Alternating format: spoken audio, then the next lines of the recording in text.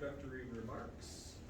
Who are you and why are you running? Each candidate will have 3 minutes, and as Leslie said, we've drawn for who will go first, and we'll start with Brianna Cunningham.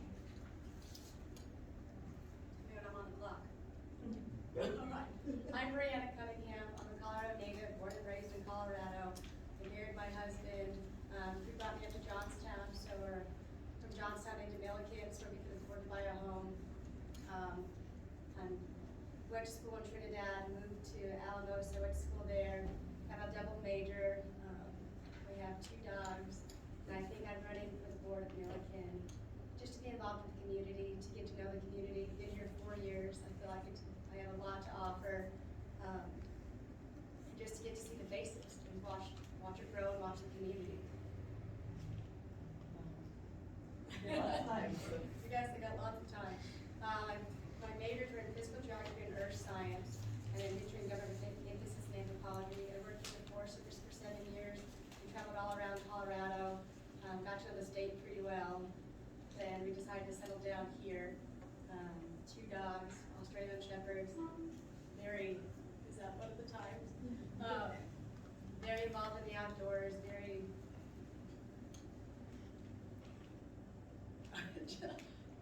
I'm kind of nervous.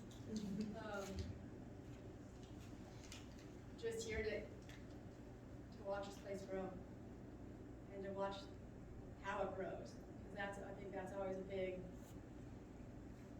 issue, and things come up along the lines of growth.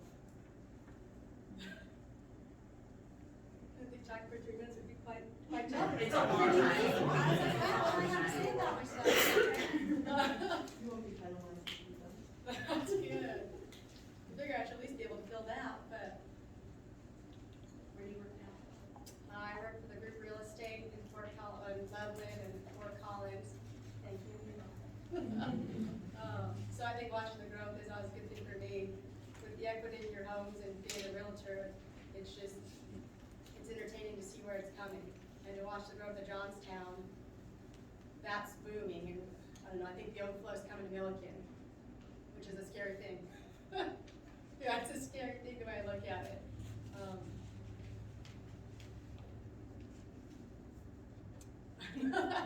Thank you. Yes. Thank you, Brianna. And I neglected to mention at the outset here, we do have another candidate for the town board, Olivia Biggs. She expresses her regrets. She was called out of town this weekend and is not able to attend. So I apologize for not mentioning that. We'll now hear from Robert Armanos. Thank you very much. So my name is Robert Armanos. I've been living in Milliken for the last 7 years. I am a teacher. I'm down in Denver Public Schools. I teach math, financial algebra, and special education.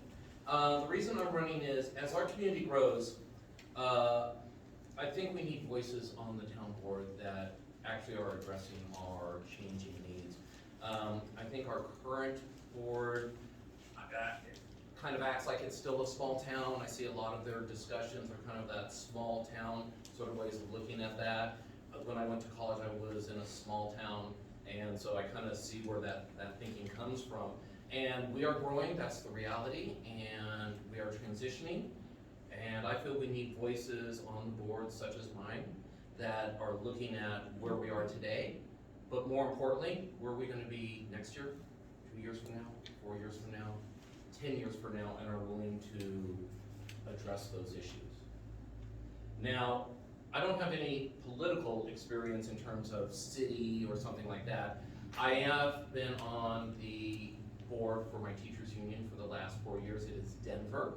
It is very political, so in a way it is playing politics, and my experience from that I would bring to this position. Our former president believed that the teachers should band together, be social justice warriors out fighting the good fight all over the state. And I was part of the opposition to that, who says, no, we need to serve our constituents. We need to look inside. We need to make sure we're doing best for those that we serve. And I really truly believe that this is a service And luckily, I think we were eventually able to get that, and so now rather than all looking out and all this sort of stuff, now we look inward. Now we serve the people we're supposed to. And I think, like a teacher and like a politician, it's good to know when to stop talking. Certainly my students would think so. So thank you. Thank you, Robert. We will now hear from Brian Lane. Good morning. My name is Brian Lane. I've lived here for 26 years, moved here in April of 1996. We were going up and down the Front Range trying to find a nice community that was affordable, that had everything we wanted. And we started in Severance and worked our way down. We got down to Milliken and we drive around neighborhood over on South Olive and we talked with the builder. He was building homes and he convinced us this was a great community. Lots of really friendly people. I actually was born in the Midwest, so I know Iowa type of mentality, the small town mentality. I grew up in Laramie, Wyoming, and I like Laramie. I like what it had to offer, but it seems like everyone came down to Colorado for shopping, for entertainment, all these different things. So we saw that Milliken was the hub of northern Colorado. And it truly is, because every job I've worked at has been 30 minutes each direction out of here. And fortunately for me, after 20 years here, I said enough is enough of the rat race of driving down to Denver or to Brighton or to all these different places. So I became a mailman. And I couldn't say it in the Johnstown Breeze because of the Hatch Act, but I am one of 4 local rural mailmen here in Milliken. And I truly love staying home and driving around my community every day. I get to meet all of you. I get to hear things, I get to see things, and I really like Milliken. Yes, it doesn't have everything that a Fort Collins has or a Denver, but we didn't move here for those things. And most of us don't mind driving a little ways just to get what we need, but it's starting to get to the point now where we're being encroached upon by everybody. And if you have failed to come to our board meetings, especially the work sessions, you're seeing a town like Evans is pushing in. They have their boundaries, their projected growth boundaries, and they used to be out well away from us, and there was a buffer. They are now saying our growth boundary, Evans, not us, our growth boundaries are the ridge up here, the ridge. And then it wraps around the Highway 60. That's what they're saying. That's Evans' growth. They didn't talk with any of our farmers. They didn't talk with our board. I'm not sure how we heard about it, but our town administrator. Okay. Well, anyway, folks, I'm here because I don't want to turn into one of these big cities. But we've got to figure out a way that we remain the rural community that we love, but we might add a few things, some things that we need, like more churches or a grocery store. Thank you, Brian. Or Well, I'm sure you can, I'm sure that you can bring up your other things as we continue to talk here. We will now hear from Heather Beckman, but first, we've had a couple people walk in here after we started. If you have a question you'd like to ask the candidates when we open that up, if the young man in the back there, Leo, will give you a paper and pen, and that's the way we do the questions. So now we will hear from Heather Beckman. Do I need to stand? Can you all see me? That's entirely up to you. Okay. My name is Heather. I'm sorry? Can you see me? I can. My name is Heather Beckman. I grew up in Durango, Colorado, southwest corner. Went to Colorado State University in Fort Collins, and then moved to Washington DC for about 6 years and worked on Capitol Hill for the U.S. House of Representatives. Met my husband while I was out there. He was serving in the Marine Corps. When he got out of the military, we decided to move back to Colorado and somewhere where we could raise a family and not in DC. So I started working for HP in Fort Collins. I've now worked for Hawk in Loveland. It's a global company headquartered in Loveland where we manufacture instrumentation for water analysis. So I am on the procurement and sourcing team. So I negotiate contracts, payment terms, and try to get Hawk the best deal from our suppliers. I do think that my experience with negotiating contracts, payment terms, things like that would be beneficial to the town board. I think that my experience with the US government would be beneficial. I think that I have a strong personality. I'm vocal. I'm not somebody that is going to be weary of speaking my opinion.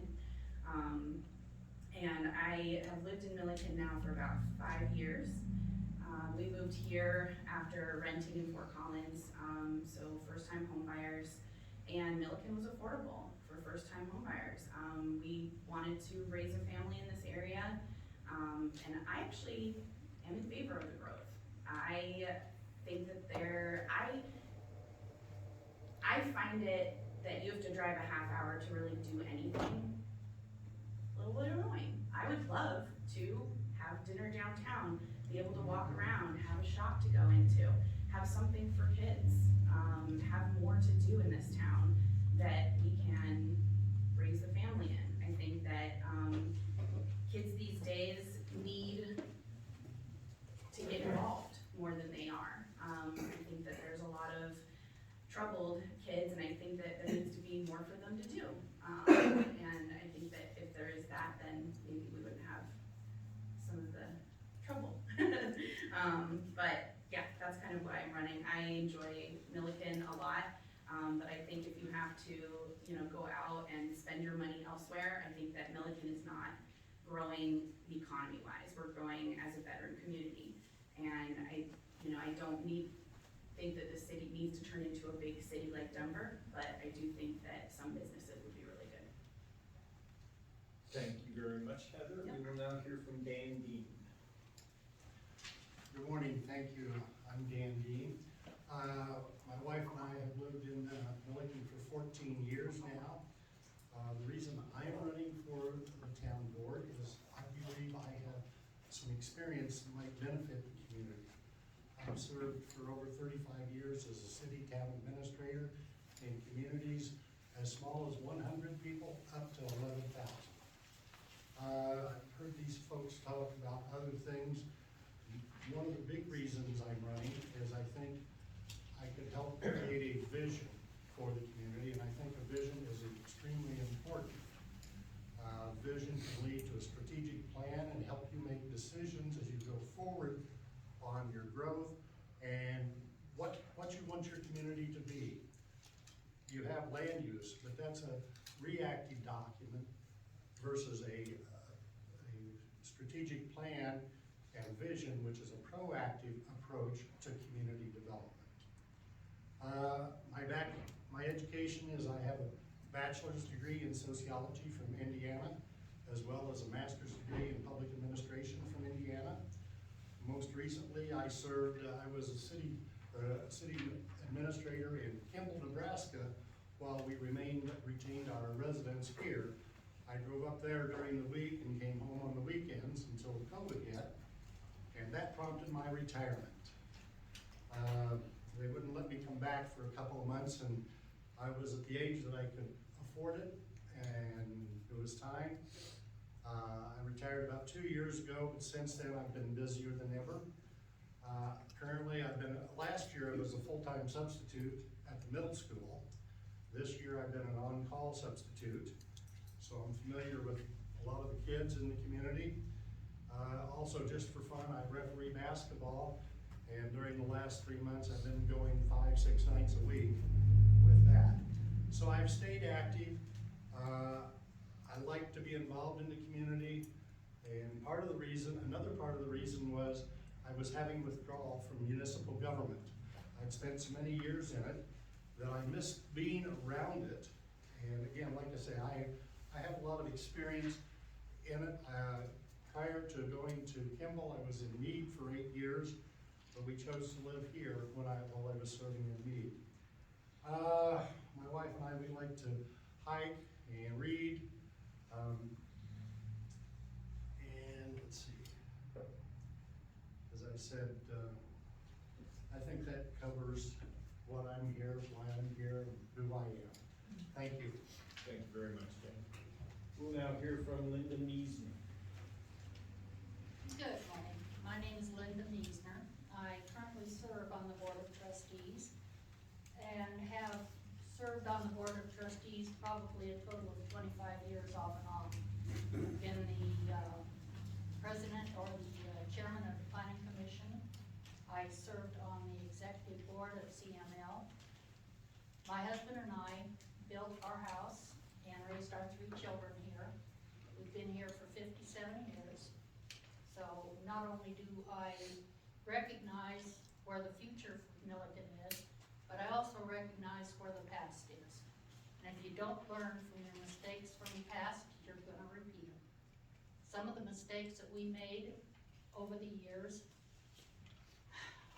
I wish we could had this little thing called a do-over, you know, so that you could go back and change the things that went wrong and make them right.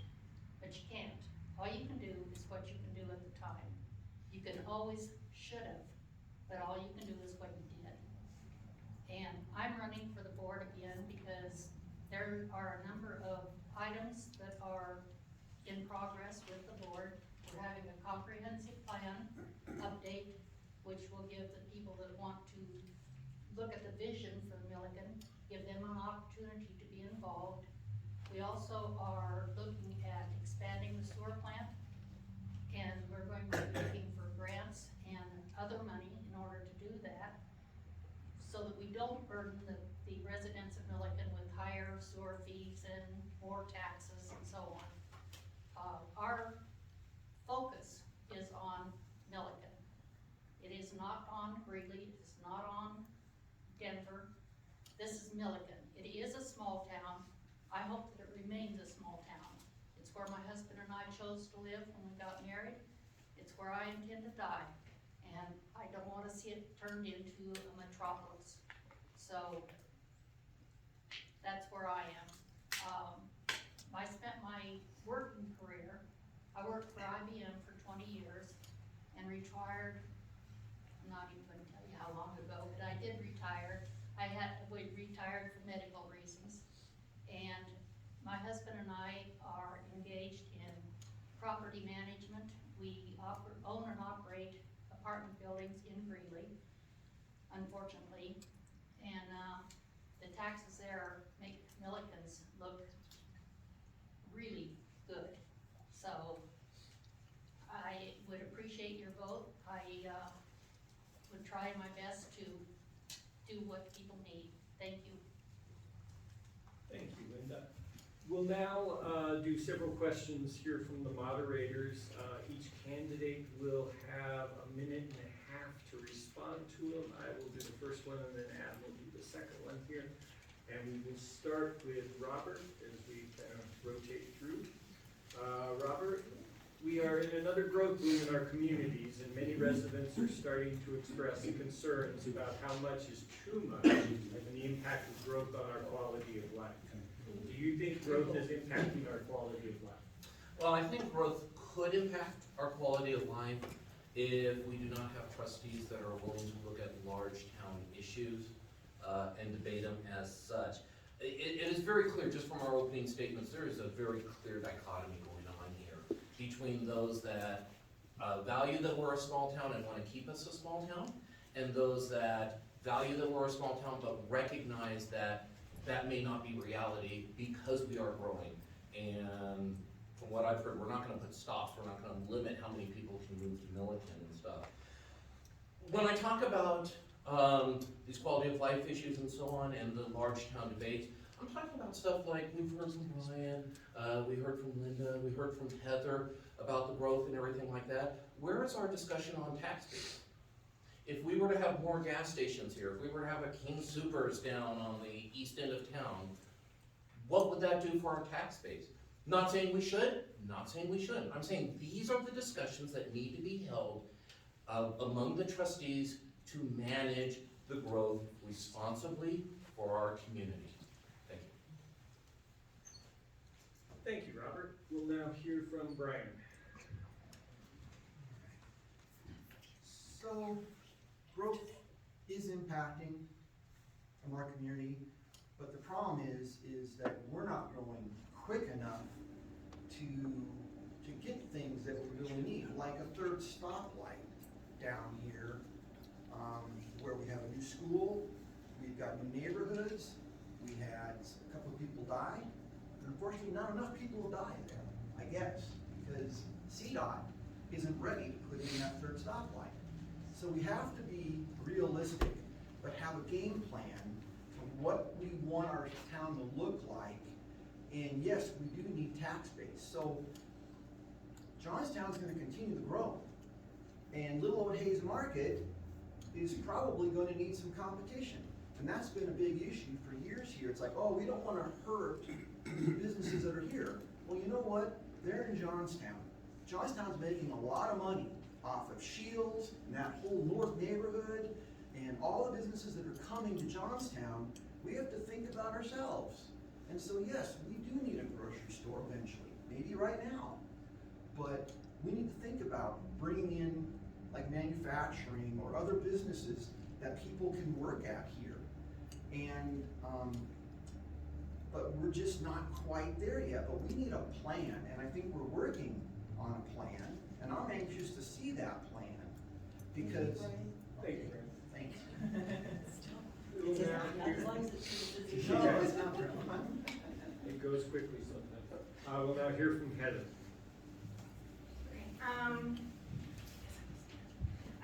So I believe that businesses could really help this town.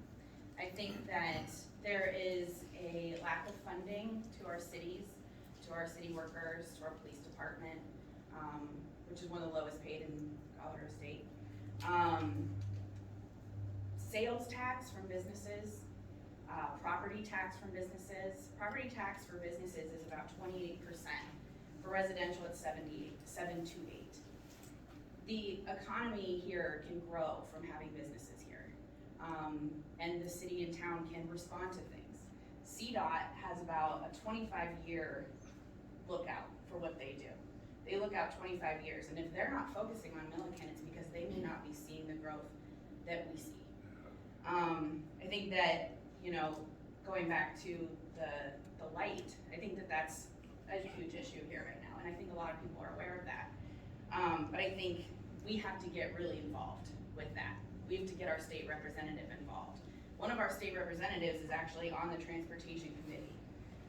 We should have a writing campaign, citizens. We should have surveys, voice of customer, get them involved. Maybe even just a flashing light is something that we could have if they don't think that an actual light is important. But I really think that businesses could help. All right. We'll now hear from Dan. Well, I believe that growth is inevitable. It's how you deal with it and how you plan for it. And that's why I was speaking to a vision and a strategic plan and how creative you are in dealing with it.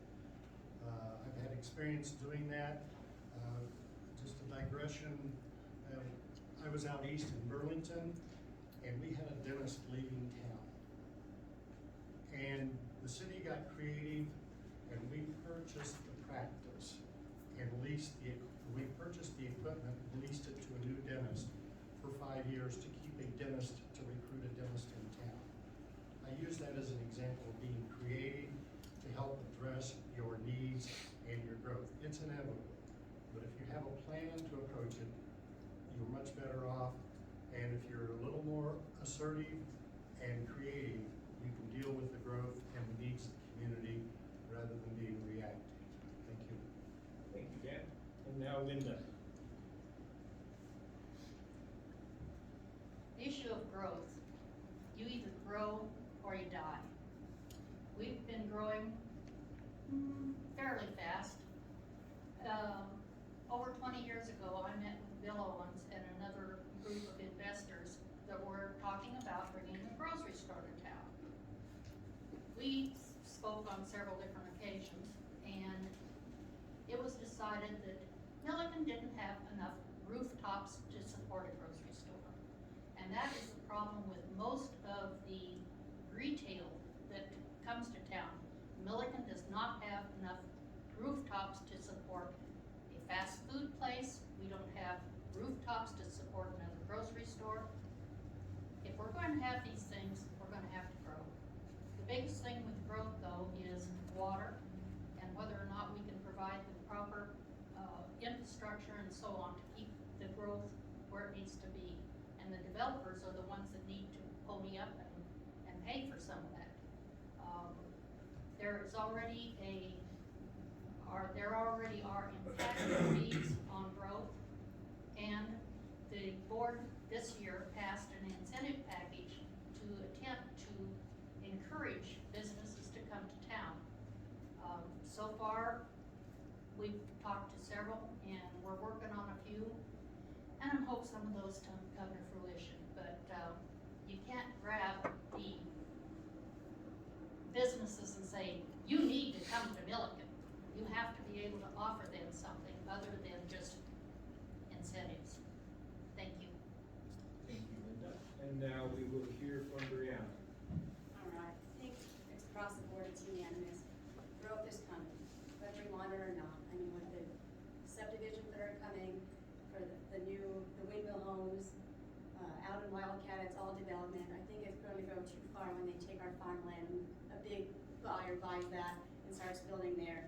I mean, I think that is our community. It started with farmland, it started with farmers. Like, for me, it's that small town feel. I like it, it's good. But I do think growth is coming and businesses need to come. I mean, you look in the shopping center where the Dollar Tree is, the gym is, the bar is, the dinner, like, that is always pretty busy. People are always there, people go to the pizza shop. I mean, I think it could definitely support with the household and growth. I think it should either get a grocery store, because if not, Hayes Market is a monopoly. That's where you go. They can make their prices, they can change it. You're gonna pay it if you don't wanna go anywhere out of town. I think as the growth comes, it's good for Milliken. Either way, I mean, the equity in your homes go up, the more people come, the more wealth this town has. But in overall, it does need to grow, and for the growth, we need to be ready and support it. Thank you. Okay, so the next question is, what other major issues do you feel the town is facing in the next 4 years? And what specific plans or ideas do you have to address them? And we'll start with Bernie. I knew that was coming. Yeah. Well, just thinking about one issue that we haven't discussed yet is our schools. And I think our biggest problem is, I don't know if it's necessarily the school board, but it's the whole concept that Johnstown is the big town. And they're taking everything. When they want to build a new school, it ends up there. I mean, everything's happening over in Johnstown, and Milliken is being left out. And we need to put our foot down, especially with the school board, and say, listen, we're growing with you. We're partners with you. It's Johnstown Milliken out on the exit sign. It's not just Johnstown, folks. It's Johnstown Milliken. And so, I'm looking forward to working with the public and saying, what can we do to convince the school board and the people of Milliken that they need to start showing up here. I've been coming here since the 1st of January because I'm running for office. But I'm the only one here besides the Johnstown Breeze guy. I'm Andy. Adam. and a couple other gals that are in the back row there. But it's mainly me. I'm it. And I've been learning all this, but we need to come together as a community and start addressing these things. Thank you, Brian. Heather? So Linda mentioned water, and I think that that is obviously a huge issue for Milliken as well. But she did mention that the developers should be paying for it. And the only problem with that is then the consumers end up paying for it when they sell those houses. The developers aren't gonna pay for anything in the long run, right? They're gonna make money, that's what they're here for. So if they pay for the water and the sewage systems to be developed, then that in turn is making our housing skyrocket. That's fine if that's what you like. I do know that, you know, I grew up in Durango, I have friends on the town board down there, and they said that it was a big mistake when that happened in Durango, because now Durango is a new Telluride and Aspen. And people can't afford to live in Durango anymore, they have to live in Bayfield and work in Durango. Same thing here, you know, people live here and they work outside of here. So, do we want that? You know, I think we really need to think about that. Thank you, Heather. Damon? Well, obviously it's water, but it's more than just water, it's infrastructure, be it internet, streets, sewer. Those are all issues that have to be dealt with and provided. And so those are some of the issues that people look for when they're looking at your community. If you're looking to bring businesses in, what I'm hearing, and I think that's a good strategy, you have to have the infrastructure and you have to plan for it. Someone's gonna pay for it, and I understand that it's driving costs up.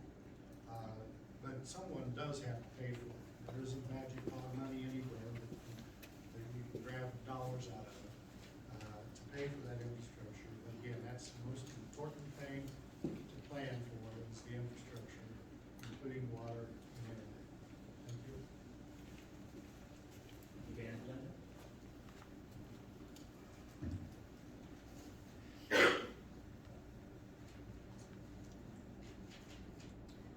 I've heard mention of, not having developers pay for the development. But if the developers and the subsequent new people coming to town don't pay for it, who does? Those of us that already live here, those of us that already pay taxes. So if you're new and you come to town and you buy a new house, you need to pay for what is already here and you need to pay for what you're bringing to town. Now, I really would like to see a grocery store. I've wanted to see a grocery store for 25 years. We used to have a couple of small grocery stores. They're long gone. And I'm not sure why this happened other than as you get older, you get tired. So you're a farmer and you've got land and you decide, I can't farm anymore. My children don't want to farm. What am I gonna do? Well, I'm gonna sell to a developer because that's my retirement. And it's my land and I deserve to do with it what I choose. Many of us would like to see the farms remain as farms and not be sold for development. But they belong to other people and those people have a right to make the decisions for their own property. Excellent, Brandon? I think the major issues that are coming over the next 4 years that I've seen is growth. I mean, we've had the whole conversation already about it. It's coming. There's no way to stop it. Look at Johnstown, look at Evans, they're encroaching, and it's inevitable. I think it's just the fact of how we deal with it. And yes, taxes are a big thing, and they're, as much as they don't want them to fall on the residents who live here, developers aren't gonna, like Olivia, developers aren't gonna pick them up. We're gonna pick up the slack for that, and that makes the growth so tough. Taxes will go up, the schools will come in, we'll pay those taxes for that as well. And then water, Milliken not having their own water is a big thing as well.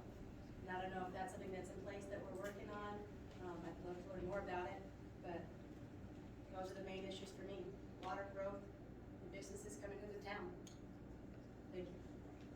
Thank you, Brandon. Robert?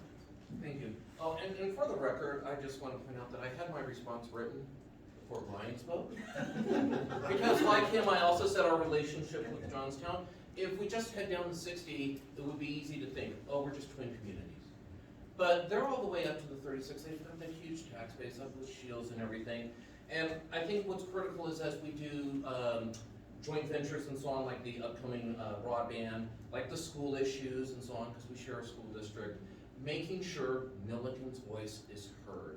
And that's would be our job as trustees, is to make sure we have that open dialogue with the Johnstown city government, to make sure that we are talking to each other and we're reaching consensus and we're hearing each other. I'm also gonna go with another one, housing prices. I could not afford to move here. I could 7 years ago. I cannot now. And as we put more and more housing in, as more and more people are coming in, that's gonna change our demographics. We hear about, I love moving to a small community. I loved it too. Small community, rural community, don't have to deal with the issues of the big, city of Longmont or Denver or Fort Collins or Loveland. But as people who can afford our houses move in, they will bring a different mentality. That, I think, goes along with the growth. Not only do we have more people here, we also have people here that maybe want something different out of their city than what we as established residents here want. So I think that needs to be considered as well. Okay, thank you very much. We'll now open it up for questions from the audience, written questions. And we'll have Adam go ahead and ask the first question, and the first person to answer will be Heather. Really quickly, just to remind you, you have a minute to respond. If a question is addressed to a specific candidate, they have a minute to respond. If someone else would like to address that question as well, you'll have 45 seconds to respond. And then if the question was addressed to a specific candidate, again, say to Brianna, Brianna would have 30 seconds to do a quick summary at the end, if so inclined. Okay, just for everybody. Everybody's in favor for smart growth. What is the difference between smart growth and dumb growth?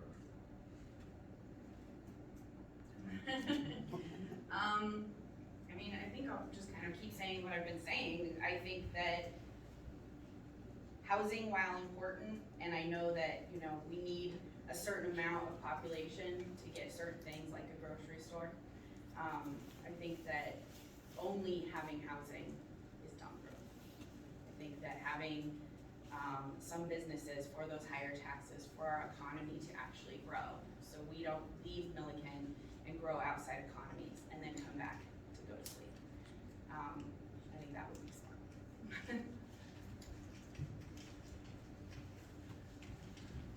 Smart growth versus dumb growth. I've got to tell a little story if I may. When I was in Burlington out on the Eastern Plains, I got appointed to a state planning group. And I was sitting in a meeting with the planner from Boulder, and they were talking about smart growth versus not smart growth. And to them, they had a different definition of smart growth than I did. When I was in Burlington, smart growth to me was any growth versus what was smart growth to them. But smart growth really is what you plan for and what you want to see come. That's why I really tout a vision, so you know what you'll see it. You'll know what it is when you're looking at it. Thank you.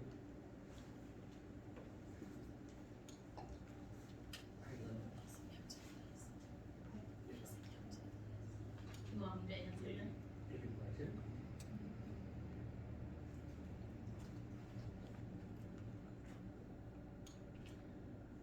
Probably the most important thing about smart growth is to have a decent, comprehensive plan.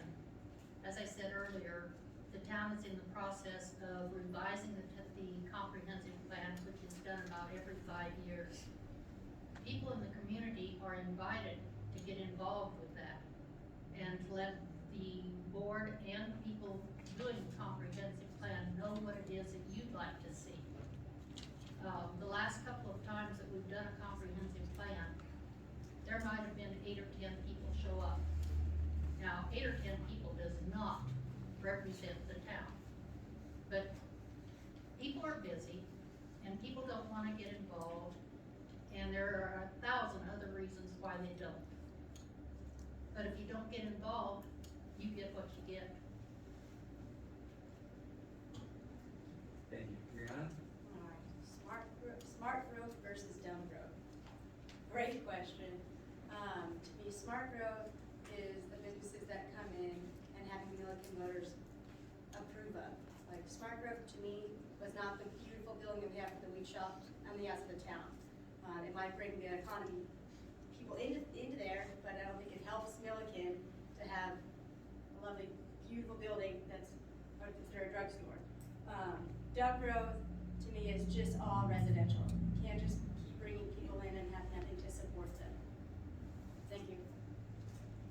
Thank you. Robert? I see the difference as proactive versus reactive. Proactive is looking for the future. For example, when we talked about Evans city limits, where are our city limits supposed to be in 10 years? We can look at trends, we can look at where the growth is, what direction it's going in, and planning for it 4, 5, 6 years down the road.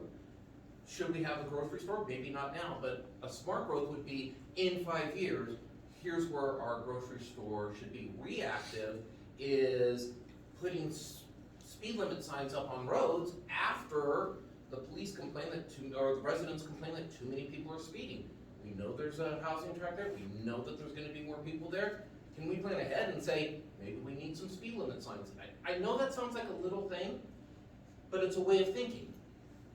Proactive, we know there are people gonna be in that section of town. Let's get speed limits on, let's get traffic control up, okay? Not after the fact, after we have to have our public safety officials deal with it.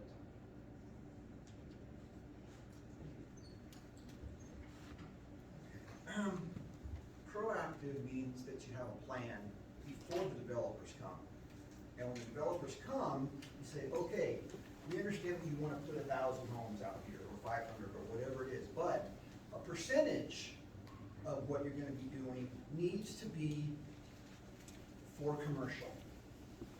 So maybe a strip mall that offers for dentist offices and doctors and an insurance agent and gas station, whatever it is, you as a community need to be ahead of the curve and say, this is what we demand of you as a developer. We don't want just homes. Homes are great, but this is also what we need for these new residents. And they will contribute in the development of that new subdivision with those extra areas we need as a community. Thank you. Thank you, Brian. We'll now move on to the next question, and the first one to answer will be Dan. In 2021, Milliken's town board developed incentives for businesses interested in opening in town. Besides incentives, what other actions can the town take to encourage new business? Well, I think that you can have your infrastructure in place. I think that's the number one thing. Your water, your streets, your sewer, you need to plan for them and be ready for them, not reactive to them. I like the proactive approach, and that's what I've been speaking to, is preparing ahead to welcome these in and having what they need when they're ready to come. Linda? You wanna read that question again? Sure. In 2021, Milliken's town board developed incentives for businesses interested in opening in town. Besides incentives, what other actions can the town take to encourage new business?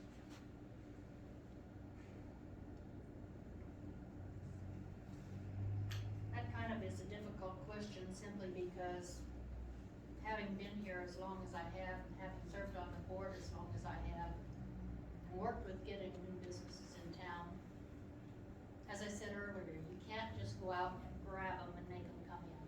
There has to be something here for them to want. Now, I don't know how many of you are aware, but the entire Broad Street, from Alice all the way down, is called a mixed-use commercial district. So anybody wanting to open a realtor place or an insurance office or something, could buy one of those small houses and they could turn it into a place for real estate, or they could turn it into an insurance company. That hasn't been happening. And why? It's because we really don't have an awful lot to offer to, people to come in and bring businesses. I wish we did. Thank you, Linda. Brianna? I would agree, that's probably a tough question. Besides incentives, why would businesses want to come to Milliken? I think you're gonna have to be open and accepting for them. I don't know if our beautiful tiny little town is very accepting of new businesses coming in. It's not proactive, there's no place for them to go that I think. And if they're coming, they would have to find their spot and just get situated and to know that they're gonna do well and they're gonna grow.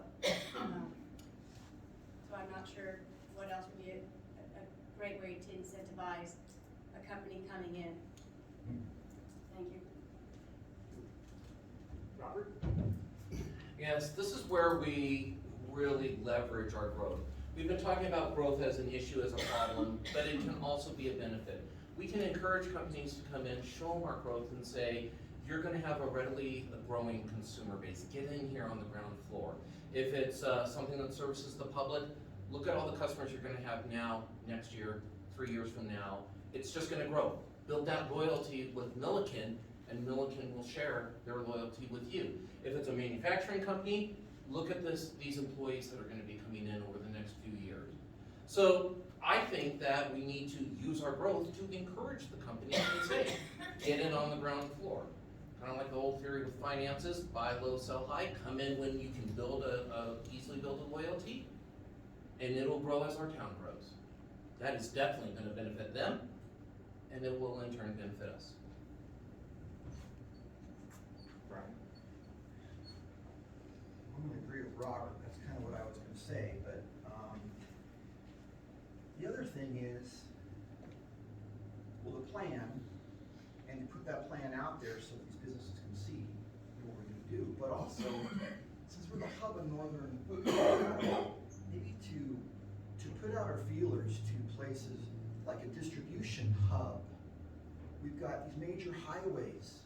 I mean, we've got I-25 and 60 and 85, everything is surrounding us. This would be an ideal location for a distribution hub, for trucks to come in and load and, you know, to exchange, and that would bring a lot of good jobs. That would bring a lot of tax base. I mean, that would be a great thing for our community. So maybe thinking a little outside the box on things such as this. Heather? I'd say I know that a lot of businesses take into account, you know, the number of roofs that we have or the population. And I would be interested to learn more about if they're taking into account the traffic that comes through. You know, like you were mentioning, there's a lot between I-25 and 85. I mean, this is a main drag for trucks, right? And fast food. Maybe we don't want fast food in this town, but as an example, you know, a fast food joint. Not only people that live here could benefit, you know, people driving through on their way to Evans, Greeley, Denver. I know a lot of people that live in Windsor use this to get to DIA. I think that is something that we can really utilize as well.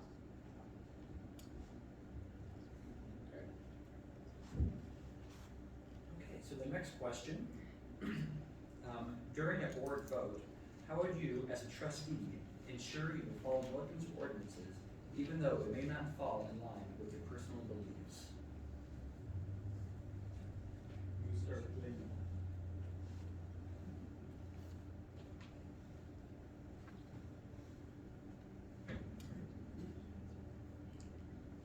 As a board member, if there was a vote on an ordinance that did not,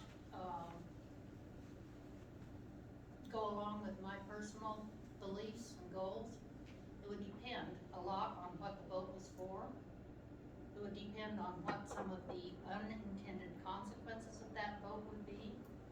It would be, lost my train of thought, sorry.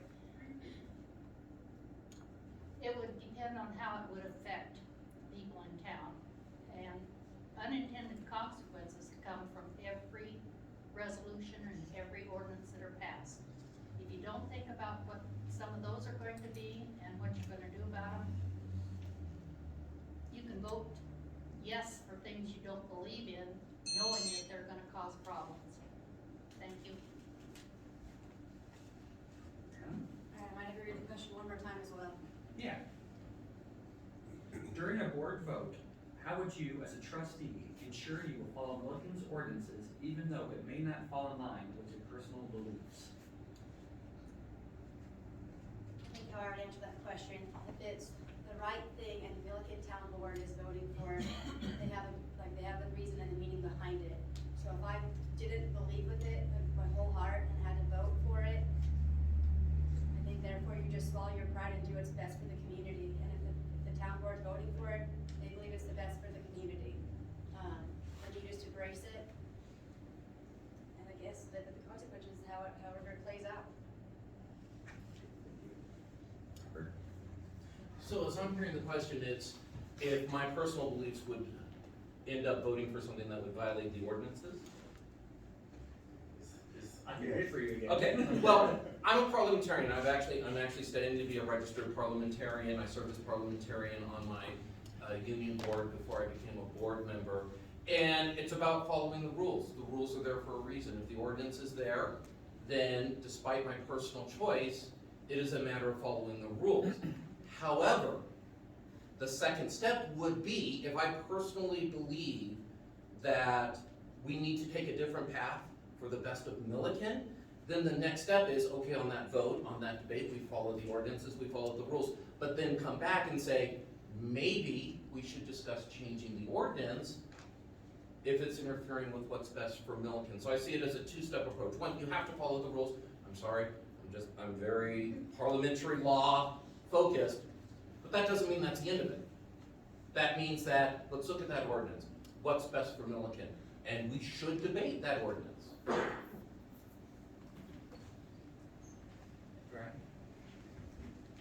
I didn't agree with it. If it bothered me, I'd vote no. And I'd explain my no vote. And I'd say, this is why, and if we need to change the ordinance, so be it. But I'm not gonna vote for something just because everyone else is, or because they think it's the right thing, but in my heart, I'm like, this isn't right. And I'd explain it before I said no. So, I'd love to hear an example of what this person is kind of thinking with this question. But I would have to say that I'm kind of along with you. I would, we would have the debates. I would vote how I would feel. If it passes, then I'm a rule follower. Like I would, go with the ordinance. I do think that that's kind of our job here, is to debate, give different opinions. That's why we have people that believe different things, because our community believes different things. And it's good to have the debates. It's good to have people with different opinions on the board. Yeah, I think I'll end with that. I've been in those situations, and the expectation is that you follow the rule, you follow the ordinance. And you may, and I only advocate coming back and re-looking at it if it's something you can. You asked for an example. I'll give you a real quick one. In smaller communities, you get a liquor license, and you're required to approve it if they meet the qualifications. We had people who were opposed to it because of religious reasons. They were still expected to vote for it. And there wasn't much you could change about that, but that's an example. Thank you, Dan. We've been throwing a lot of big ones here at everybody, so we'll give you a little palate cleanser, and we'll start with Brianna. Where in Milliken do you live? You don't need to use the whole minute if you don't. Where in Milliken do I live? Right in Frank Farms. So my backyard backs to our farming land, and I think when that, it's very nice. I live right in Frank Farms. I enjoy where I live, and I love the town of Milliken. Yeah, you're more than welcome to use your whole minute if you want. Robert? Same, I'm in Frank's farm, but rather than backing up to the farm, my house backs up to the park. Yeah, and it's great. The dogs love it. take them around there, let them run around the park a little bit. They hate it when other dogs are running around the park, but that's where I'm at. So we're neighbors. Well, like I said, I live over on South Olive, just 2 doors down from the Presbyterian Church. And when we moved there in '96, it was cornfields, just a block away. And we wouldn't get flooding in our basement, but our neighbors would because of the irrigations. So I don't mind the growth, it's been fine, but I do like my cornfields too. I like seeing that. We live in Settlers Village. We live in the Mad Russian, and when we moved there, we had several vacant lots adjacent to us, and we backed up to the former Mayor Milt and his prairie dog farm, which shared our neighborhood at the time. So we welcomed the growth.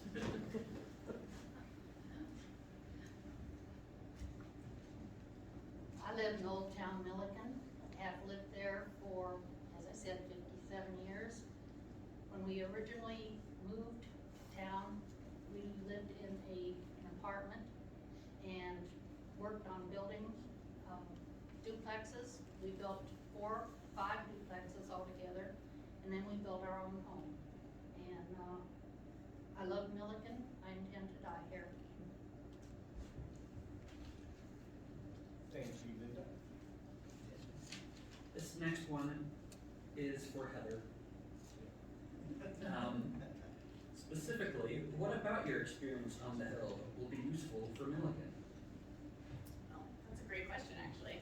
I think it's a very different experience than anybody else probably has, right? I've seen the sausage being made, so to speak.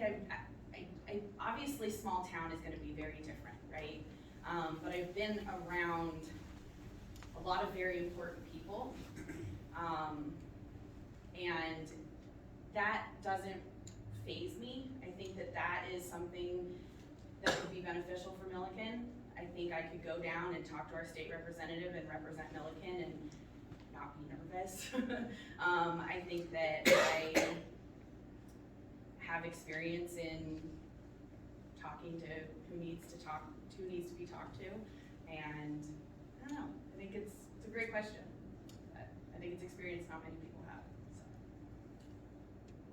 so. Just a reminder, at this point, if anyone else wants to respond, you have 45 seconds to also answer.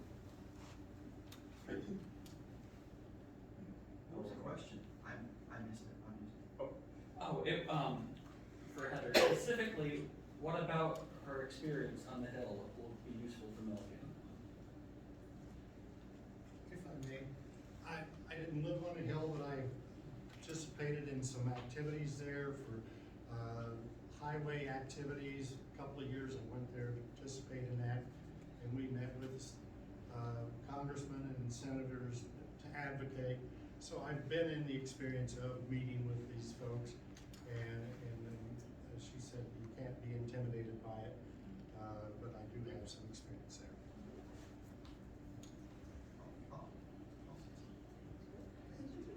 I was actually the Secretary of State for the state of Wyoming for a day. So I have a little bit of experience with government. It was American Legion's Boy State, and it was a week long, and I learned an awful lot about government. It was a long time ago, but my peers thought enough of me as a leader to vote me as Secretary of State. And if you read my bio, there's a few other things that I've done in my life that, well, besides being a mailman. Anybody else? Certainly with the efforts in teaching down in Denver and being on the board of the union, yes, I've gone down Colfax, I've gone to the Capitol, I've talked to legislators and so on, advocating for, funding for our schools, things like that. So yes, I've dealt with legislators one-on-one down at the Capitol. Also helps that our CA building is right across the street, so definitely makes it very convenient to just kind of walk across the street, talk to them, they've come in and talked to us and so on. So yes, I've dealt one-on-one with legislators, not only, you know, socially, just kind of, hi, how are you doing, but also in dealing with real issues. Anybody else? Heather is under the guidelines, 30 seconds. If you'd like to take another 30 seconds to respond. Okay. Okay. Move on to the next question. The first person that will respond will be Robert. Let me make sure I get this down right here. Understanding that the authority of the town board comes from the exercise of police power, i.e. that ordinances are passed that affect the health, safety, and welfare of the public. Does the height, for example, of a fence in a citizen's yard affect the health, safety, and welfare of the public? And do you support ordinances affecting the property of citizens? We'll start with John. I think this is an excellent question. I actually have it written down in my notes as part of the kind of like small town talk versus dealing with the larger issues. There was a debate in the Board of Trustees about whether or not a fence should be painted purple. I don't think that with the issues we're facing, that is, that's a huge issue.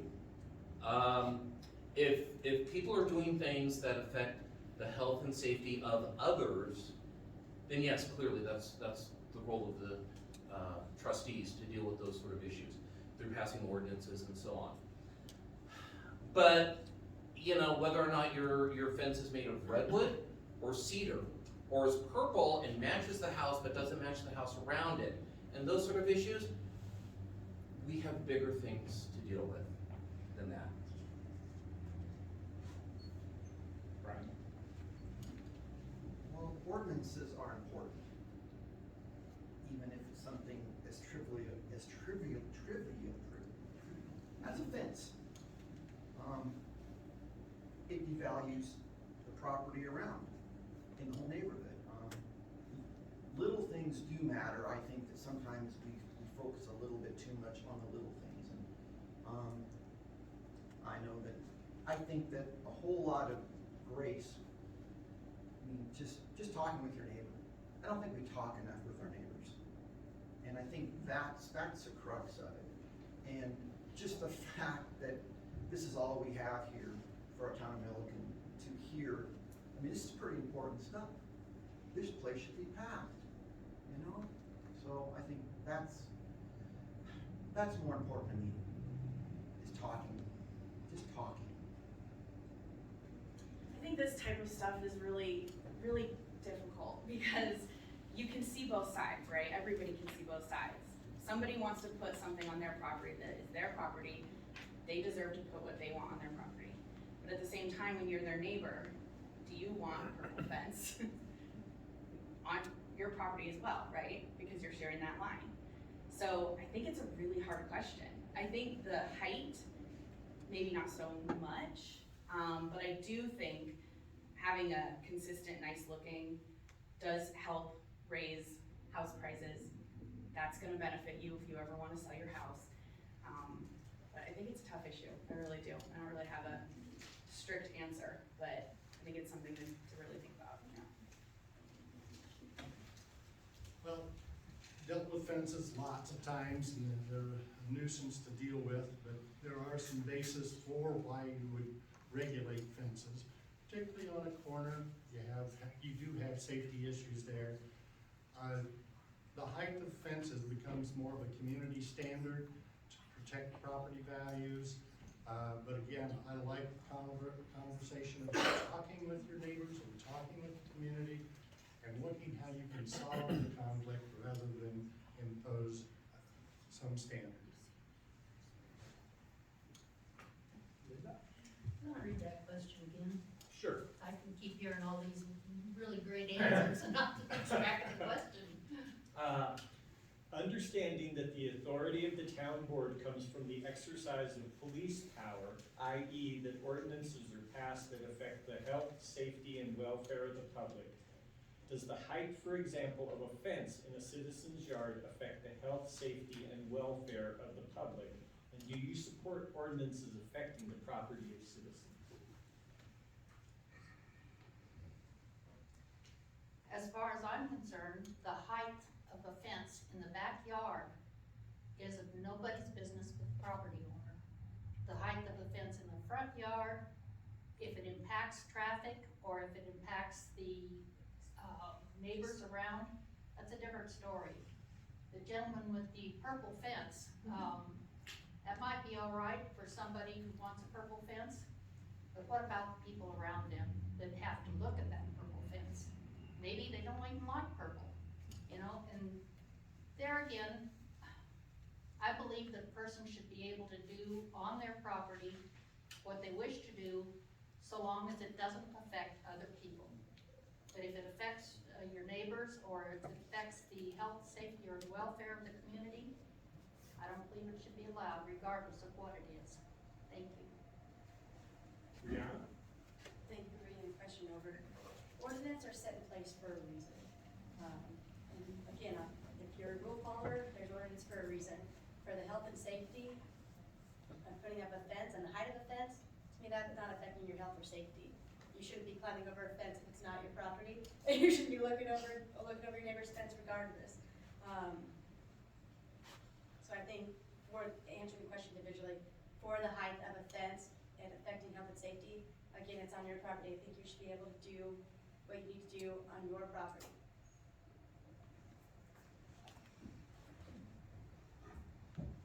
Okay, good. So here's another question for everybody. Who's next? Brian. Brian. Will be the first. Okay. How have you been volunteering or serving in the Milliken community? Well, for most of my years here, I've worked 2 jobs, or a job equivalent to 2 or 3 jobs. So I leave early in the morning and come home late at night. This is the first time I've really had a chance to really look around and just to absorb what's going on. And I was called to do this job because I can't run for a political office that is not nonpartisan as both people. I can be a school board member or I can be a town board member, and that's about it. And I would love to be involved, you know, with my community more. So this is what I'm offering all of you, is I would love to be one of your next 3 Milliken trustees. That'd be great. So for the last 5 years of living in Milliken, I have been working in Loveland and Fort Collins, and haven't had many opportunities to get involved in Milliken, to be honest. I have, however, managed and ran 2 campaigns for United Way, and raised over $200,000 for Northern Colorado. So while it may not be Milliken specific, it is Northern Colorado, and helping citizens of our area. So I would love to get more involved in Milliken, and frankly, that's why I'm here.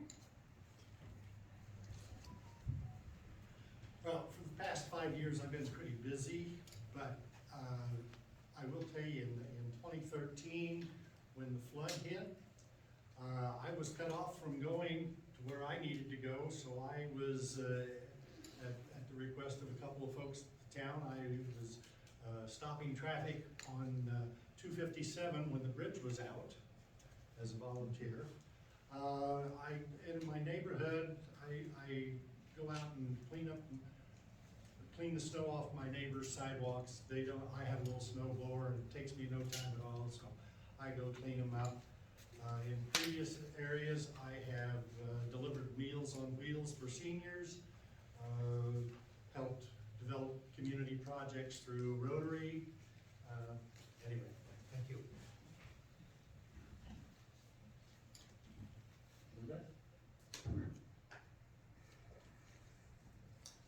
As a community,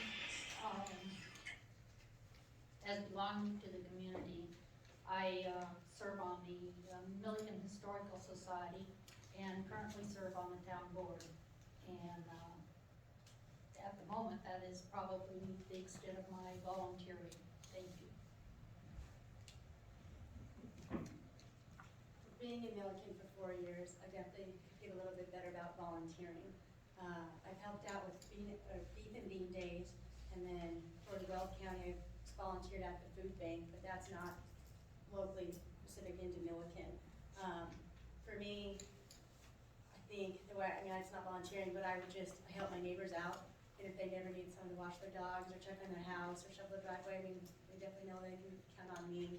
The park next to my house, I just take the dogs out, so if they poop in the park, you just pick up that, and if there's a piece of trash next to it, you just do what's right, you pick that up and you throw it in the trash can too. So, thank you. Yes, this is really the first time I've had to dedicate time to Milliken. I've been working 2 jobs. I teach not only my day job, but also evening at community colleges.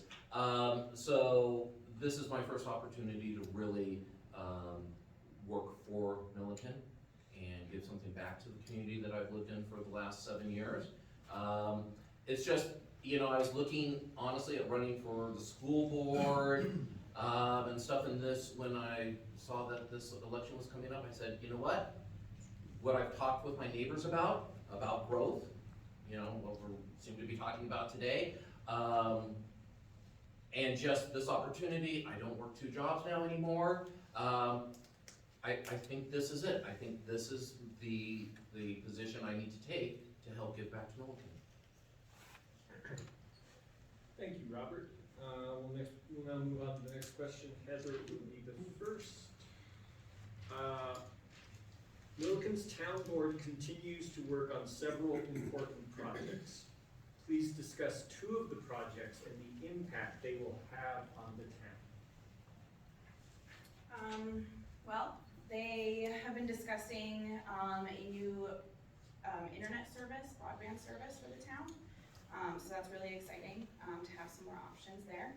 And water. I know that last year, you know, we pay into Greeley, and last year we had a big change that you know, Milliken is now on the hook for 20 million gallons, I believe, of water usage, and anything beyond that, we're actually going to be paying for what we actually use rather than an estimated usage. So Greeley will be losing out on some of our money in that, but I think it's saving Milliken town a bit. So those are 2 issues. Repeat the question, please. Sure. Milliken's town board continues to work on several important projects. Please discuss 2 of the projects and the impact they will have on the town. Well, and she stole them already, but water and internet, obviously. We know that water is going to have a huge impact on the community. Without water, it will not grow, so that's critical.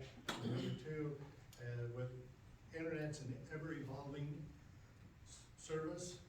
I've been working on it with it for 20+ years, and you're going to be chasing that forever, but you still have to address it the best you can. Thank you. Linda?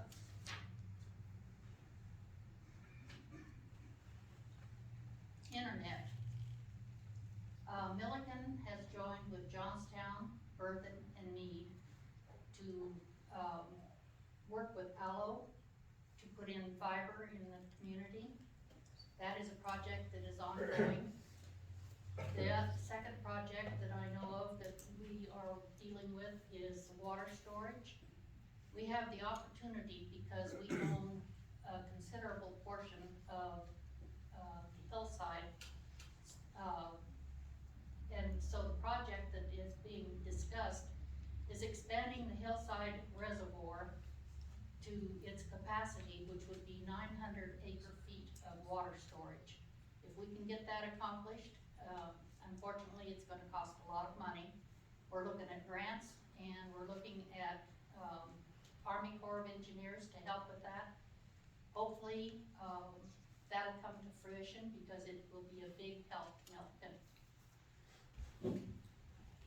Brianna? I think I'm probably gonna repeat Lynn on this one. Water is a big deal. Having water come to Milliken will help a lot.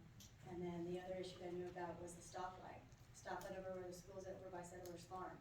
I think that's a big deal. It slows traffic down, saves lives. And again, preparing for growth, putting in those stop signs, putting in speed limit signs to know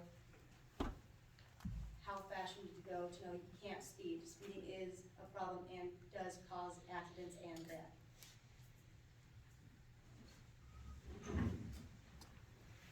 So Linda expressed my talking point before I did about the broadband. It's not only the broadband for the community, but it's also huge for Milliken, and how are we going to relate on these joint projects with our sister cities, Meade, Berthoud, Johnstown, on these large-scale projects. And like I said before, Milliken needs to make sure, as small as we are, we keep our voice. So I think that's gonna be a big project to kind of express how we as Milliken are going to be dealing with our communities. And we've talked about water. Obviously water's a big issue, also residential versus farm. I'm actually gonna go a different tack. I'm gonna go with waste management. Contract is coming up within the next term. I don't know about the experience with you guys, but in my neighborhood, sometimes our waste management seems like they're unable to deal with our community. Missed trash pickups, which I guess is a common problem when I've called the city and said, hey, waste management wasn't here to pick up our, oh yeah, they sometimes do that. The contract is coming up. I think that is going to be, I don't know that I'd call it a project, but I think it's gonna be a huge thing to deal with over the next 4 years for our community as well. So the waste management issue is kind of interesting, because Johnstown just switched. And I think that will give us leverage to keep the one we have, or to get, I mean, just to get better prices. But it was quite an ordeal to switch out all those cans, and for the other one to come pick up all those cans. So that's a great issue. The other thing, I've been learning a lot in these work sessions.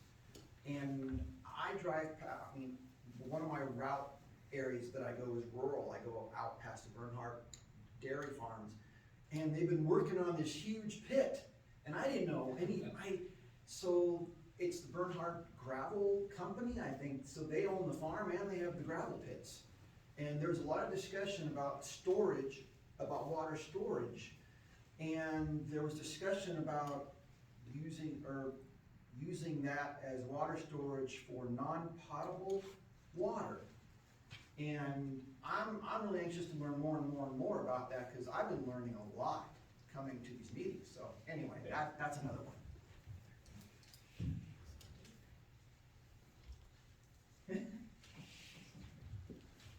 Okay, so the next question is about water. Water is important to all towns, including price to purchase, availability, and the cost process for use. What do you think the town can do to hold the line on the increasing costs to process? Start with Dan. Yeah. You give me the good question. You know, I guess I'm going to say that the way to address that is what I would do with most issues, and that is start communication with several of the providers and working together. We're not going to do these big issues on our own. We're going to have to work with Greeley and Central Weld and the CBT folks to work together to develop a water plan and policy for the community.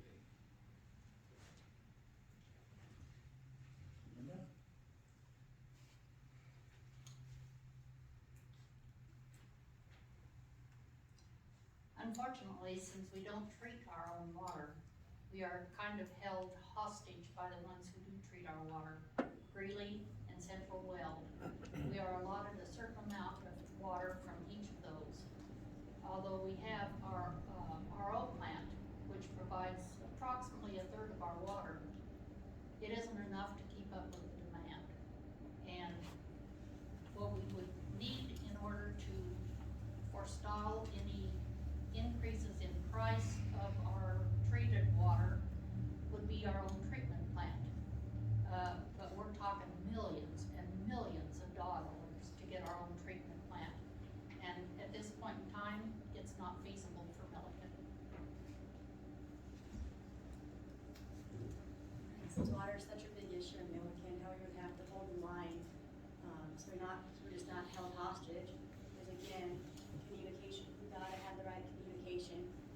don't treat our own water, we don't have our own water source.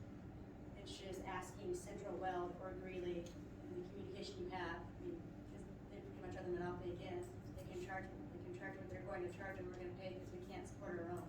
So just the communication and seeing what would be the better way to go, Central Well or Greeley, or a combination of both.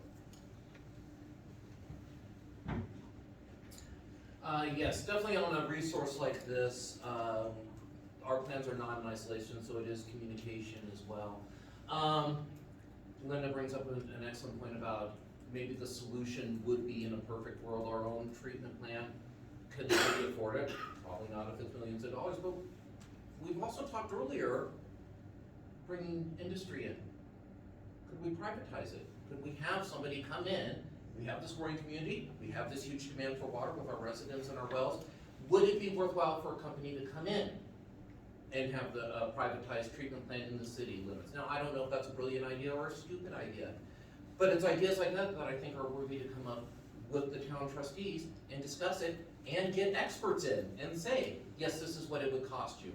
This would be your benefits, and so on. Let's do a cost-benefit analysis on that, and maybe it is a stupid idea and we throw it out. Maybe it's a brilliant idea, and in 5 years we're doing a tape-cutting ceremony for our new treatment plant. That's the sort of decisions we need to be talking about. It just occurred to me that as towns, we work together to get internet service. So can we do the same thing with the water treatment plant?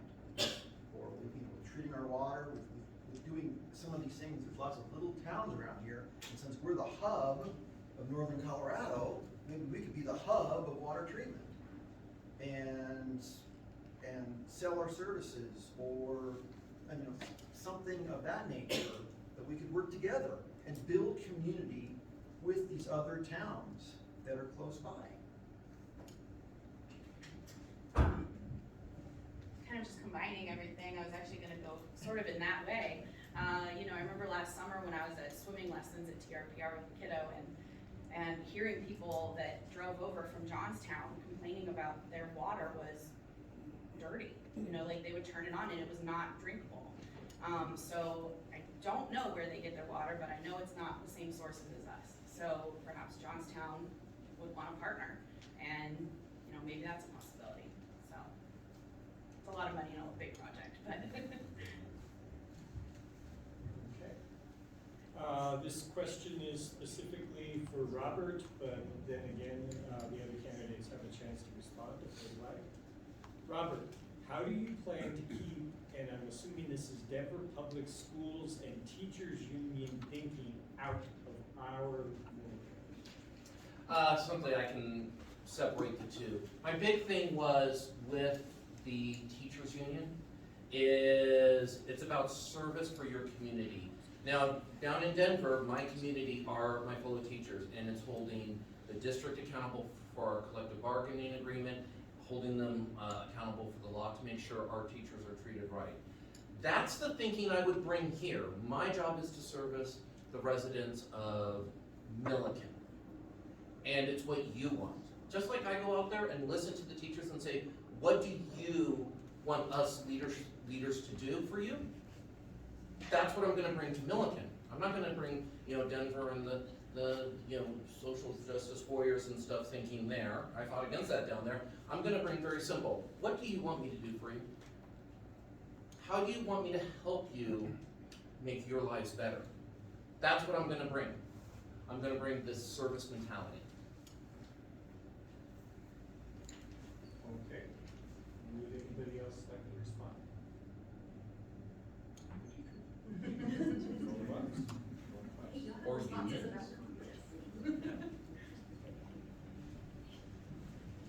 Okay, so, for everybody,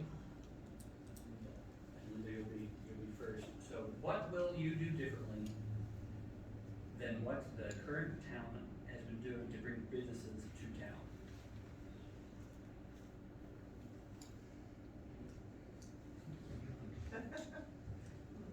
What would I do differently? Well, first of all, I'd get me a magic wand. And I'd say, hey, look, this is Milliken. Why don't you bring your business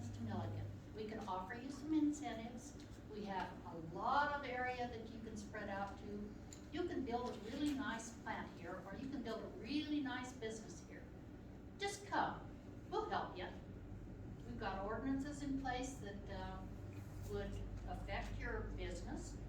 We have, people that will help you build your business. We have people that will come and enjoy your business. We have a coffee shop downtown. How many of you know there's a coffee shop downtown? We have restaurants in town. Do you all know there's restaurants in town? How about the auto parts store? Do you get your auto parts here in Milliken? In order to have businesses here, we have to have people that will support them. Thank you. What would I do differently from what the town is already doing to bring business in? There's not a whole lot that I do anything different. I think if you live in the town of Milliken, support the town of Milliken, get your auto part from there. Go to the track day, go to the Leo's bar, go to the Dollar Tree. Just live in your town, support your town, and be in your town.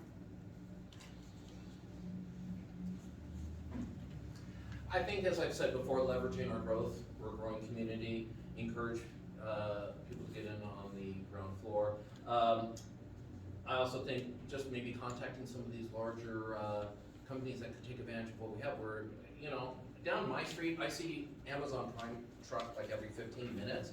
This is pretty prime for an Amazon area. We've got the area, a distribution center, 20 minutes from Greeley, 20 minutes from Longmont, 20 minutes from Lovelandville, up the highway, and you're in Fort Collins, down and you're getting into Louisville and all those sort of things. We have a lot to offer, so it's really taking a look at what do we have to offer. We are in a little transportation nexus here with all the highways and stuff. We have a growing community, and really maybe start thinking outside the box and start thinking big and take advantage of companies that want to be in an area that is growing and that want to grow with us.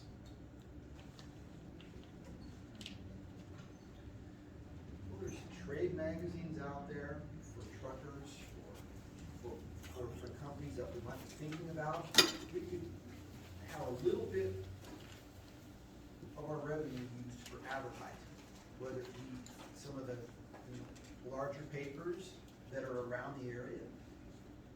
Are you thinking about, Melissa, be an ad for a paper? Are you thinking about expanding your business and show the intersection of Milliken and why we are the hub of northern Colorado, and explain in the short ad what we have to offer? So there are ways that we could use our funds to promote ourselves in small ways in northern Colorado. Can you repeat it just a little bit? What will you do differently than what the town has been doing to bring business to town?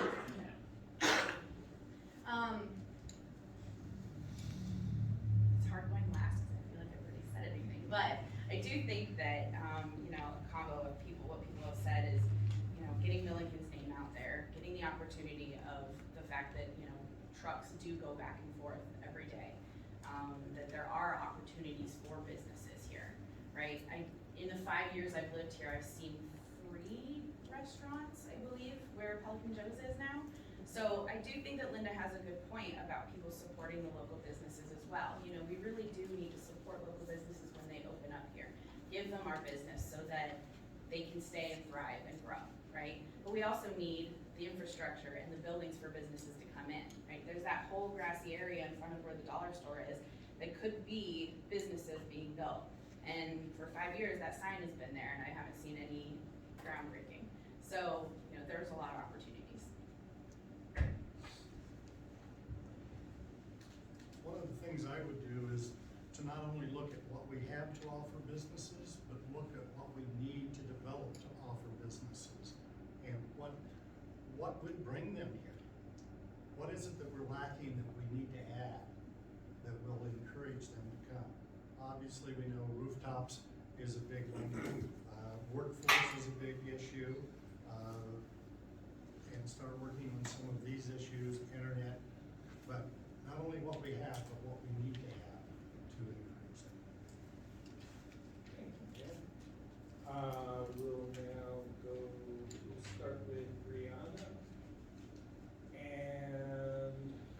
simple question. You were to speak to somebody who does not live here. Why should I move to Milliken? Complex question.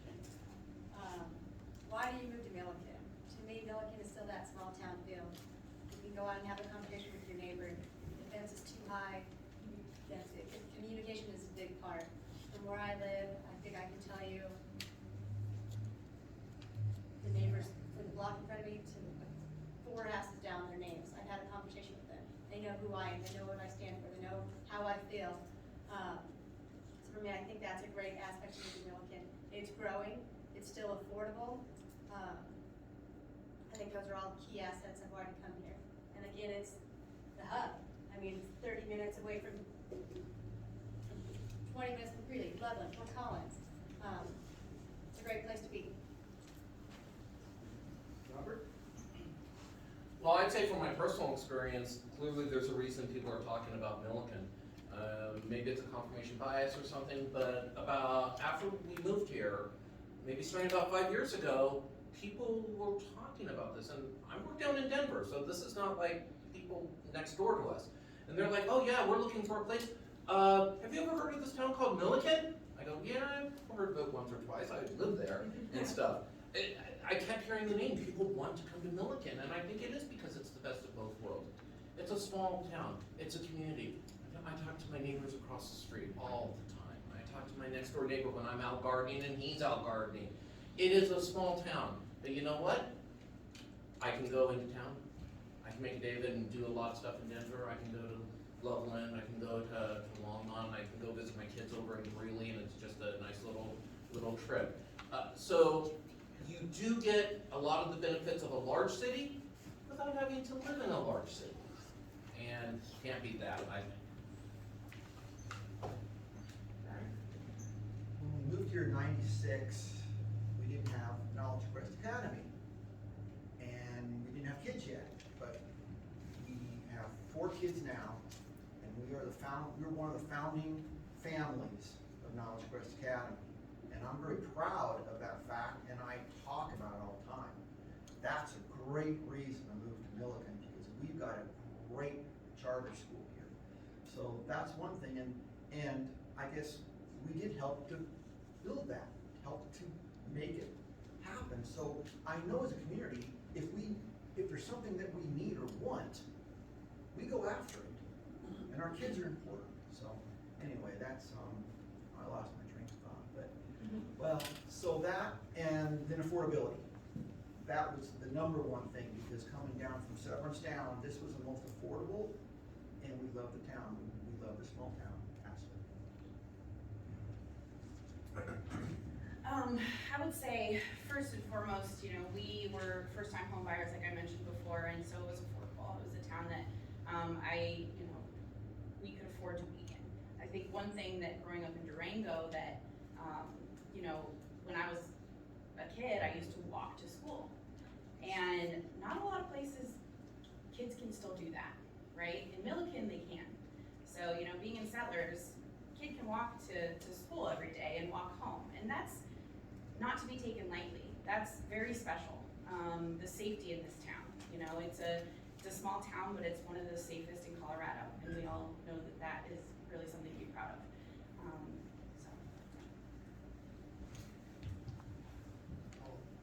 I'll be brief. It's a small community and it's really convenient to all the services you need.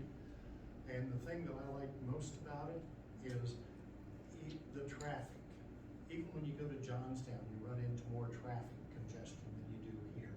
So I really like the fact that there's no traffic congestion.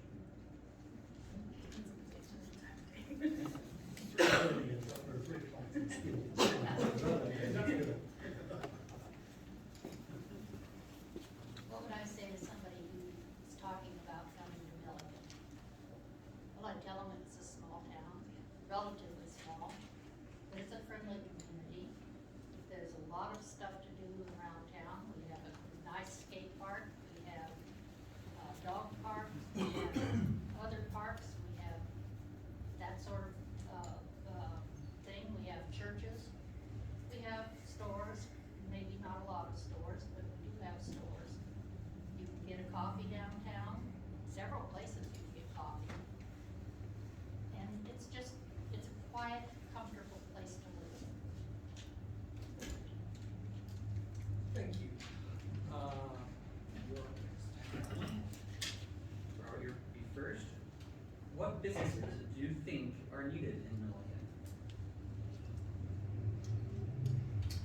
great question. So what businesses? I think we're all talking about the small town feel. I love the local ones here. You know, I go to Napa, I think they know which cars I own by now, you know, because I talk to them so much. Pelican Joe's free pizza and stuff. So definitely we're talking about growth, definitely we're talking about, you know, large businesses coming in that could provide huge services to our city, huge tax base, employ a lot of people. But I think that as we talk about that, we also still need to balance that with the small town shops. You know, a local realtor that understands Milliken, a local insurance place, so, you know, that understands the needs we have in Milliken and so on. So I think that the key is a balance. Yes, we need large, yes, we're growing, yes, large businesses would benefit Milliken in quite a few ways. But all that being said, and everything I've said today, I still am here and I still want to serve Milliken because I value the small business and the small town field and the neighborhood shops. Brian? So besides the obvious, I wrote this down before I got here. Grocery store, churches, doctor, dentist, insurance services, barber, hair salon. We used to have a great barber here, but he's passed on. And then on top of that, I'm really playing on the hub of northern Colorado and having some distribution centers or some kind of big industry here that we could bring in great jobs and play off of the trucks that come through here. I mean, even if it's a truck like service place that repairs them, there are businesses that would really benefit from being where we're located. Some big businesses, and we've got lots of land. So. Excuse me, Heather? Yeah, I think a grocery store would be a great addition, right? I think little shops, restaurants. I do know there's a coffee shop. But I think there's more of that, right? A distribution center is an interesting idea. It's a little scary to me. That sounds a little scary. It's a big warehouse and a lot more traffic is what that says to me, right? But something to talk about, something to debate, right? But yeah, that's kind of where I would. Well, you know, the grocery store is the most obvious, but what I would like to see is more downtown shops and locally owned and maintained businesses. I think that's really the heart of the community to grow. It keeps that character alive, no matter what it is. Your local businesses growing their businesses.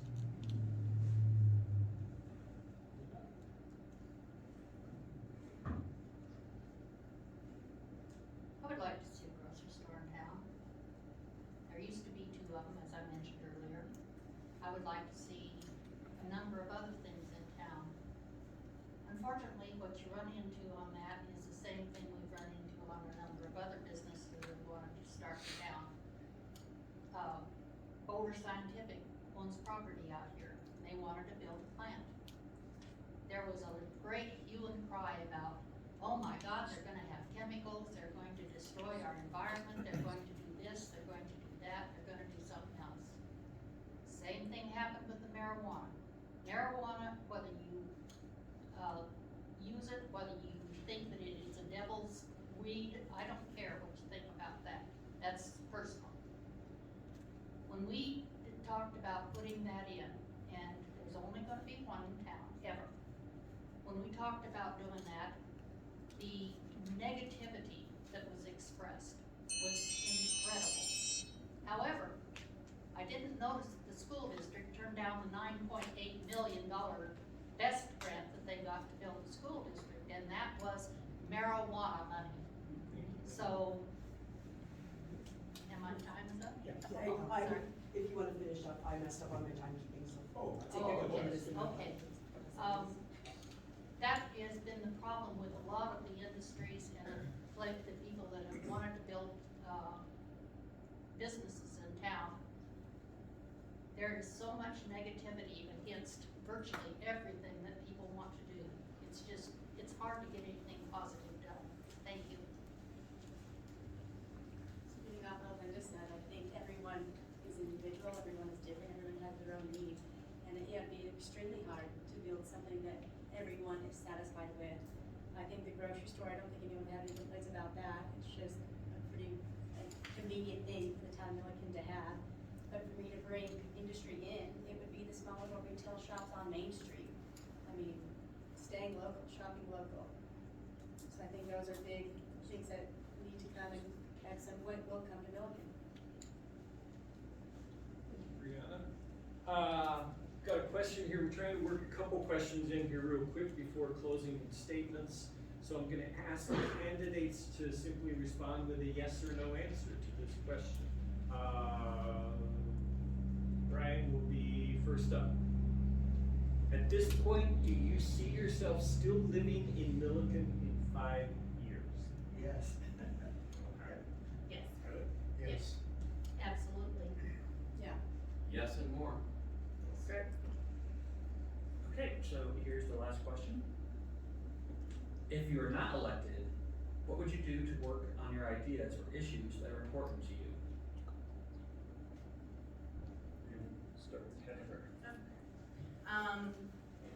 Well, I think this has been actually a really fun learning experience so far, right? Like I've been to meetings and, you know, kind of getting involved in this way. So I definitely think I would start coming to meetings, and learning more about what is going on around the town. I think part of my feelings about the growth and seeing all of the housing, sorry, I'm not standing, seeing all of the housing going up around the businesses could also be because that's all I'm seeing, right? I don't necessarily know the back end of what's going on, right? So I think I would really want to get involved in at least coming to meetings.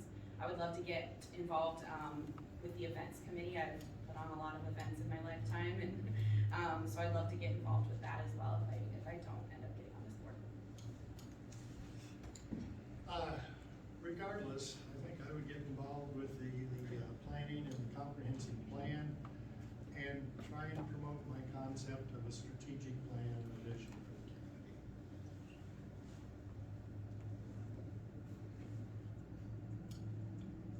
If I don't get reelected, I probably would continue to attend the board meetings as I have done for I can't even tell you how many past years.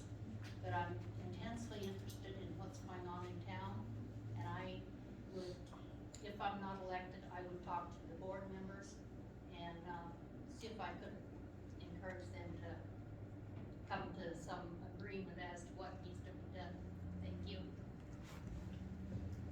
I think I'd have to agree with Heather on this. If I didn't get elected to the board, I think just this experience alone has brought intelligence to me. If you don't get elected, you should show up to the board meetings on Wednesdays and the work sessions and just learn what's happening in your community and get involved in any way you possibly can. Well, if I'm not elected, that means there'd be 3 others who would be. Listening to everybody today, there's nobody on this board that I would vehemently disagree with, couldn't work with. So what I'd like to do, we talked about communication in our community with our neighbors over the 6-foot-high fences. I'd like to act as a conduit from my community and my neighbors, come to the town meetings and work with whichever 3 of you would be elected. I think that you're all professionals. You all really have the best interests of Milliken in mind. And I'd like to develop kind of that working relationship with you from my neighborhood to your meetings. Well, since January, I've been coming to the meetings, to work sessions, and I've been learning so much about our community and what's going on, things that I wasn't aware of. I thought I knew what was going on, but there's a lot of things with the water rights and issues that, well, like this reservoir over here. I didn't even know that was, I thought it was owned by the motorcycle track up there, but it's not. You know, so I'm learning that piece of land, that ground there, that's county. That's not owned by Milliken or Johnstown. And I'm learning all these things, and I encourage all of you to do the same, and the planning commission. I'm not sure what they, oh no, they meet on the opposite Wednesdays, same, and do they have planning, do they have open at 5 o'clock, do they do their work I session believe it's, at 7 o'clock at night? Linda, it's I- 7. we usually have a work session starting at 5:30. I would be involved with that, for sure, thank you. Okay, we will now finish with closing remarks from the candidates.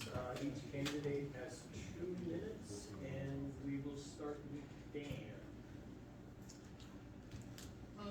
Well, like I started off, I have a lot of experience with local government, and I think I bring a lot to the table. And you've heard me talk a lot about a strategic plan and a vision. I think that's important. And it's not only this community, but it's a lot of partners that you have to involve in that, including the school district, the county, the state, as well as a lot of other organizations that you can draw in to complete your community. And work on some of these bigger issues as a group rather than individually. I guess that's all I can say, is I bring a lot of experience and certainly appreciate the opportunity to serve. Thank you. Okay. Linda? Well, as I said earlier, I've been on the board for a long time. I would appreciate being on the board again. I've enjoyed working with the board and working with various different people in the community, working with the school district, working with the Johnstown Town Board, and some of the other boards that we have interacted with. There's a lot of projects that are going on that I would really like to see come to fruition. And whether I'm elected or whether I'm not elected, I will continue to work on those things with the board and with anybody else that's involved. Thank you. Brianna? I want to thank you guys for giving me time for coming here today, and you guys as well. I think whether I am elected or not elected, I would just like to see the community thrive. I'd like to be a part of the board meetings, like part of the work sessions, and come and support your community. So thank you all for coming to support your community. Thanks for being here. Clearly, Milliken's in a transition period. What is very, very clear is we need to value what we have as we face these inevitable changes.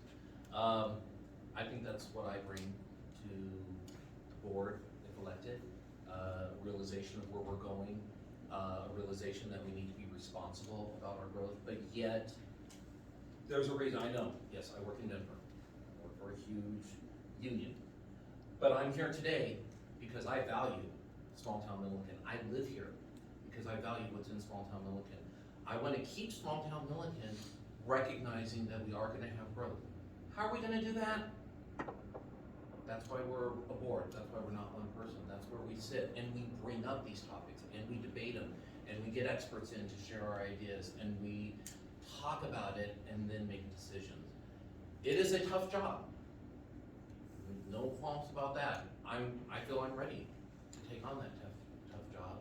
And ultimately, it's about what you want, the citizens of Milliken. I will listen to you. I will bring what you tell me to the board. And hopefully together, we're gonna see this huge transition that we're going through into the future. And we'll work together and make sure that whether it's tomorrow, next year, 10 years from now, we have the best Milliken we possibly can. Right. I kind of go in reverse here. When I first came up here, I didn't kind of fill in blanks. I'm not just a rural mailman. When I moved down here from Laramie, Wyoming, I was in charge of circulation for Fort Collins, Loveland, Greeley, Brighton, Cheyenne, Wyoming, and Fort Morgan. I was given a ton of responsibility, and I love my job as a circulation manager. And for Schwann's Food Company, I worked 6 years, and I was ranked in the top 100 out of 6,000 drivers nationally. That propelled me to become a national trainer for Schwann's. I was in charge of an 11-state region, based out of Denver and Salt Lake City. I'm a lot more than maybe I look like. I'm smart, I've got a lot of common sense, and I love this community. And I'm here for you. I want to help us grow the right way, not just willy-nilly, kind of like what I'm seeing next door. There's two towns there. There's a north and a south. I want to be one Milliken that works together with the communities around. And we grow together the way that we, as a community, want to grow and not be forced to grow the way that the developers want us to grow. I basically think anyone you pick here would be a good pick. I've thoroughly enjoyed just being here, and it's been quite an experience. It really has. And I look forward to working with not only them, either as board members or as audience members, but I look forward to working with you and learning more about what you want, and you letting me know. And we can all work together as a city, as a town, and grow for our children and for our grandchildren. Thank you. Heather? I think ideally what we're all looking for is really just quality of life, right? We all live in Milliken because we all like that small town feel. We moved here for a reason. But to keep people here and to keep people from leaving, we have to have certain amenities. Now don't get me wrong, I don't want this to turn into Denver. I moved here for a reason. I want my kids to be able to walk to school and walk back and be safe. I want my kids to be able to grow up in a town and grow up with somebody that they go to kindergarten with all the way through high school, right? I don't want to leave Milliken. My problem, and I would love to, on a Friday night, go down to dinner and walk around the shops, you know, spend my Friday nights, spend my money here. And you can go to dinner here and then you can go home, right? If you want to go and walk around, you have to go somewhere else. That's my main concern. And I want to spend more time in Milliken, and it's just not really an option. So that's where I'm coming from. But I think that I have a lot of special experience that I think a lot of people maybe don't have, you know, with legislation, writing, and things like that. I think I have a little bit of understanding in that. I just would love the opportunity, so. Thank you. We're just about out of time here, so a couple quick business points. You should be getting your ballot in the mail next week, I believe. Looking at Cheryl like, Cheryl knows that. What I understand is ballots should be showing up in the mail next week. You are